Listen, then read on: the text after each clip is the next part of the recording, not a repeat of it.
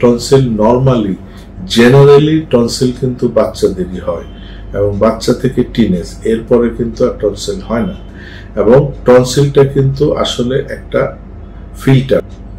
এখন আসে চিকিৎসাটা কি? চিকিৎসাটা দুই রকমের, অ্যালোপ্যাথি, হোমিওপ্যাথি। অ্যালোপ্যাথিতে হলো যদি টনসিল বড় হয়ে যায় তখন তারা এটা অ্যাডভাইস করে যে মেক ইট সার্জারি, এটা কেটে ফেলো, ওটা ফেলে দাও, দেন তুমি ঠিক হয়ে যাবে। কিন্তু টনসিল যেহেতু একটা ফিল্টারেশন, টনসিল একটা গ্রোথ, টনসিলটা ফেলে দিল কিন্তু তার ঠান্ডার টেন্ডেন্সিটা, ঠান্ডা লাগা প্রবণতা, গলা ব্যথা, গলা জ্বলা, এগুলি কিন্তু টনসিল রিমুভ করার পর থেকে যায়।